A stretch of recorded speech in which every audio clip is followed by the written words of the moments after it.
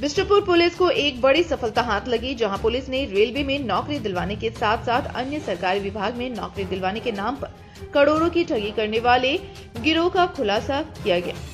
Bistupur police द्वारा गिरोह के 4 सदस्यों की गिरफ्तारी की गई है। गिरोह के अन्य लोगों की गिरफ्तारी के लिए पुलिस छापेमारी कर रही है। एसएसपी किशोर कौशल ने प्रेस वार्ता कर कहा कि पूर्व में बिष्टुपुर थाना में एक मामला दर्ज करवाया गया था, जिसके बाद एक टीम का गठन कर पुलिस ने छानबीन शुरू की।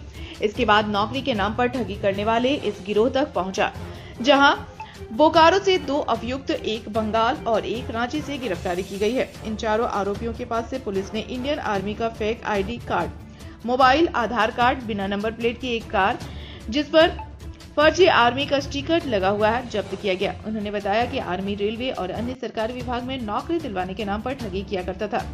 एसएसपी ने कहा कि इनके और भी सदस्य हैं, जिनकी गिरफ्तारी के लिए पुलिस की एक टीम छापेमारी कर रही है।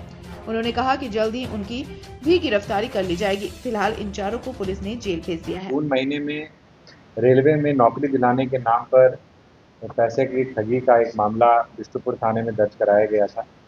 उसको लेकर के एक टीम का गठन भी किया गया था और लगातार उस संदर्भ में अनुसंधान किया जा रहा था।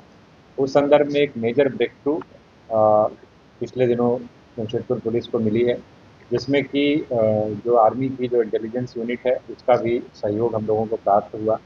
और इस दौरान जो है कुल मिलाकर के 4 अपराध कर्मियों की गिरफ्तारी हुई है, जिसमें 2 अपराध कर्मी बोकारो से गिरफ्तार किए गए हैं, एक आसनसोल से और एक जो है वो रांची से जो है वो गिरफ्तारी हुई। इनके पास से कुल मिलाकर करके हम लोग अगर देखें तो इंडियन आर्म फोर्सेस का, बेसिकली आर्मी की fake identity card, engineer in chief का एक मोहर लगा हुआ, फेक और आधार कार्ड वगैरह भी इनके पास से बरामद हुआ है। एक वैगन आर कार बरामद हुई है जिसमें कि आर्मी की लोगो लगी हुई है। इंडियन आर्मी का 2 और स्टाम्प मिला है। एक टॉय गन इनके पास से बरामद हुआ है और उसका कुछ पावर कॉर्क वगैरह भी मिला है। इसके अलावा जो कैंडिडेट्स हैं उन लोगों के कुछ joining letters, medical letter, reporting letter इत्यादि भी साथ हुए। बेसिकली अगर इस पूरे प्रकरण की बात करें तो ये बेसिकली एक गिरोह चला रहे थे और उस गिरोह के अंतर्गत ये लोगों से संपर्क स्थापित करके उनको यह वादा करते थे कि उनको नौकरी दिलवाएंगे रेलवे में, आर्मी में, इस तरीके की जो डिफरेंट गवर्नमेंट एजेंसीज़ हैं, एफसीआई है, इन सब में दिलाने का वादा करते थे और उसके आधार पर उनसे पैसे की उगाही करते थे। इसमें भी इन्होंने फार्मूला एक बनाया हुआ था कि बहुत न्यूनतम पैसा ये लोग ऑनलाइन ट्रांजैक्शन के माध्यम से लेते थे, 10% का ही, और बाकी पैसा जो है वो कैश लेते थे।